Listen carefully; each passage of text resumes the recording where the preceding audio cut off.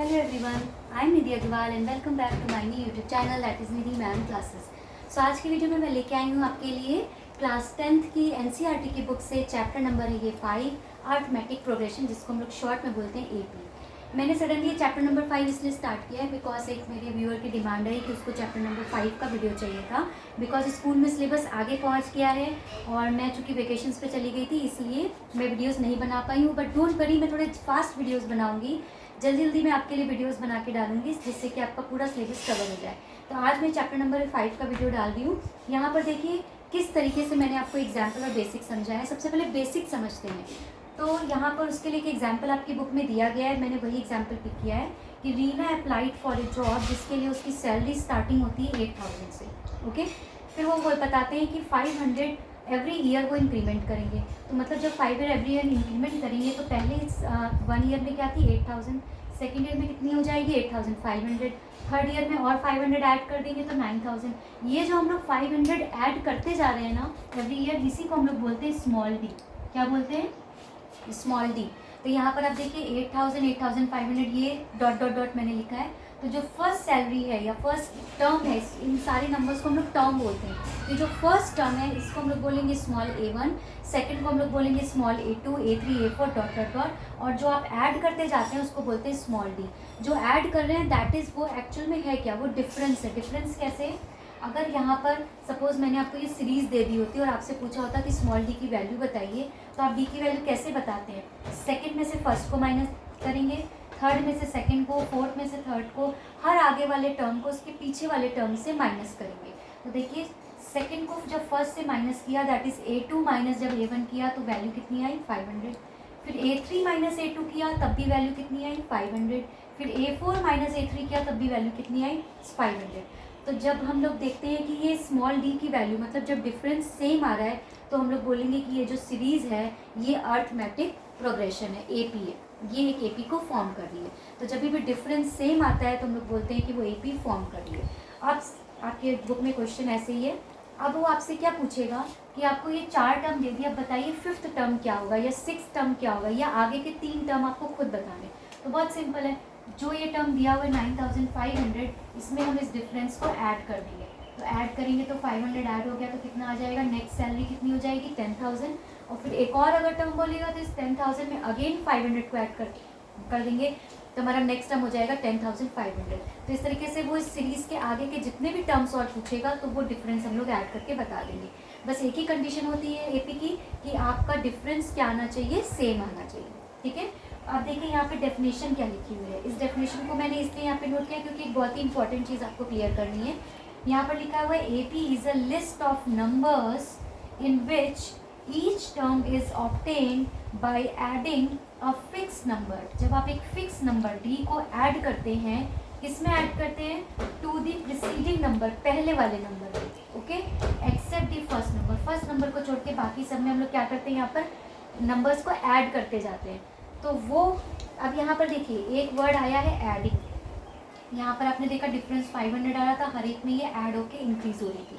अब मैं आपको एक ऐसा एग्जांपल देने वाली हूँ जिसमें वैल्यू माइनस में आएगी, तो उसमें ये डेफिनेशन कैसे जस्टिफाई होती है, ध्यान से देखिए। ये भी आपकी बुक का ही एग्जाम्पल है। 100 70 40 10 ऐसे करके ये सीरीज़ दी हुई थी। अब यहाँ पर हम लोग पहले D की वैल्यू निकाल के देखते हैं कि वो केस में सेम है कि नहीं है, वो AP फॉर्म कर रहा है कि नहीं कर रहा है। तो मैंने क्या बताया था D की वैल्यू निकालने के लिए A2 माइनस A1। तो 70 माइनस 100 करेंगे तो कितना आ जाएगा? अब देखिए 100 में से 70 जाएगा 30 बचेगा, लेकिन बिकॉज ये 100 ग्रेटर है उसके साथ माइनस का साइन है तो दैट मीन्स यहाँ पे आंसर क्या आएगा -30। फिर आप जब 40 माइनस 70 करोगे तब भी क्या आएगा -30, और जब आप 10 माइनस 40 करोगे तब भी क्या आएगा -30। मतलब यहाँ पर जो D की वैल्यू निकल के आ रही है वो कितनी आ रही है, -30 आ रही है। तो पहली चीज़ तो हमें क्लियर हो गई कि डिफरेंस बिल्कुल सेम आ रहा है और वो -30 आ रहा है। ठीक है, तो ये AP फॉर्म कर रहा है। अब हमसे अगर बोलता है कि आगे के 3 टर्म बताइए हमें क्या होंगे, तो आप क्या बोलोगे कि आप 10 में 30 को ऐड करोगे? नहीं, आप 10 में -30 को ऐड करोगे। तो देखिए 10 में जब हम प्लस करेंगे, किसको प्लस करेंगे? -30 को। तो नेक्स्ट ब्रैकेट आप ओपन करोगे तो क्या हो जाएगा, प्लस माइनस माइनस, तो दैट इज आंसर क्या हो जाएगा, -20। तो आपका जो यहाँ पे नेक्स्ट नंबर आएगा वो क्या हो जाएगा, -20। अब आपको एक और टर्म बताना है तो -20 में अब की बार आप क्या ऐड करोगे, -30। वो कैसे ऐड करेंगे, -20 प्लस -30। अब देखिए -20 लिखा, प्लस माइनस माइनस लिखा, तो नेक्स्ट नंबर आपका आ गया -50। ठीक है, तो इस तरीके से आपने आगे के टर्म्स निकाले। तो यहाँ पर एक मेन लाइन क्या लिखी थी, by adding a fix number. तो आपको हर एक पहले वाले नंबर में ऐड करना है, प्लस ही लगाना है। अगर वो डिफरेंस प्लस में ही आता है तो हम उसे प्लस कर देते हैं, अगर वो डिफरेंस माइनस में आता है तो प्लस माइनस क्या हो जाता है, माइनस, और नेक्स्ट स्टेप में वो वैसे ही सॉल्व होगा। 10 - 30 कितना आ जाएगा, -20। ठीक है, तो ये वर्ड यहाँ पे ऐड वाला वैसे ही रहेगा। अगर वैल्यू माइनस में होगी तो हम उसे माइनस कर देंगे, अगर वैल्यू प्लस में होगी तो हम उसे प्लस कर देंगे। एक और एग्जांपल मैंने आपकी बुक का लिया है, यहाँ पर लिखा है 3 3 3 3 3। जब आप यहाँ पे डिफरेंस निकालोगे तो 3 - 3 करोगे 0 आएगा, फिर अगला सीरीज देखोगे 3 - 3 0, फिर फोर्थ में से थर्ड टर्म माइनस करोगे 0। मतलब डिफरेंस कितना आ रहा है, हर प्लेस पे 0 आ रहा है। तो ये एक AP फॉर्म कर रहा है क्योंकि डिफरेंस सेम आ रहा है। अब हमें नया नंबर बताना है तो हम क्या करेंगे, इस 3 में हम लोग क्या ऐड कर देंगे, 0, और हम लोग 0 किसी भी नंबर में ऐड करते हैं तो हमें वही नंबर वापस से मिल जाता है, दैट इज़ 3। तो नेक्स्ट नंबर भी क्या आ गया, 3। फिर अगेन आप 3 में 0 का ऐड कर दोगे तो 3। तो कहने का मतलब क्या हुआ कि जो D की वैल्यू आती है वो पॉजिटिव भी आ सकती है, जैसे यहाँ पे 500 आ रही थी। D की वैल्यू माइनस में भी आ सकती है और D की वैल्यू 0 भी आ सकती है। तो D यानी डिफरेंस कुछ भी आ सकता है, लेकिन वो सारे केसेस में सेम आना चाहिए, और जब वो सेम आता है तो हम लोग नया टर्म अपने आप निकाल सकते हैं। तो यहाँ पे जो D की फार्मूला टाइप बनाया गया आपकी बुक में, उसको देख के कन्फ्यूज मत होइए। वहाँ पे लिखा है an - an - 1। इसका क्या मतलब हुआ, देखिए A की वैल्यू अगर 4 है तो माइनस आप क्या करोगे, एक टर्म पहले वाला, तो 4 - 3, तो दैट इज़ 4 - 1 कितना हो जाएगा, 3। अब देखिए सपोज आपको फिफ्थ टर्म माइनस करना है, तो फिफ्थ में से आप फोर्थ वाले ही तो माइनस करोगे, मतलब बाद वाले में से पहले वाला।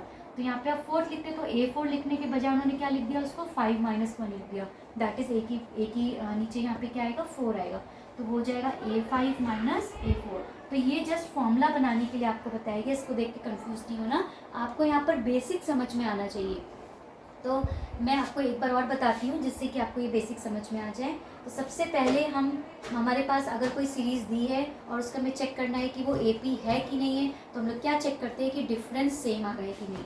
तो सेकंड में से फर्स्ट वैल्यू, थर्ड में से सेकंड वैल्यू, फोर्थ में से थर्ड वैल्यू, हमने माइनस करके 2-3 वैल्यूज़ देख लिया। तो अगर D का वैल्यू सेम में आ रहा है, सेम में प्लस भी आ सकता है, माइनस भी आ सकता है और 0 भी आ सकता है, उससे कोई फ़र्क नहीं पड़ता, बस सारे केसेस में सेम आना चाहिए।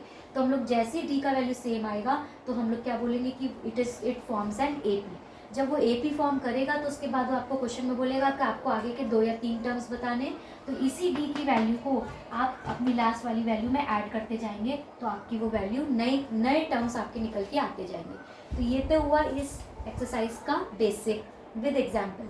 मैंने भी कुछ और एग्जाम्पल्स भी मुझे आपको बताने हैं, वो मैं आपको नेक्स्ट वीडियो में बताऊंगी क्योंकि वीडियो थोड़ा लेंथी हो रहा है। तो नेक्स्ट वीडियो में मिलते हैं, मैं भी तुरंत बनाऊंगी नेक्स्ट वीडियो, तो वहाँ पे आप एग्जाम्पल्स देख सकते हैं और मैं आपको एक्सरसाइज के सम्स भी सॉल्व करके बताऊंगी। तब तक जो लोग मेरे चैनल पर नए हैं, जाते जाते सब्सक्राइब करना मत भूलिएगा। Thank you so much, bye bye.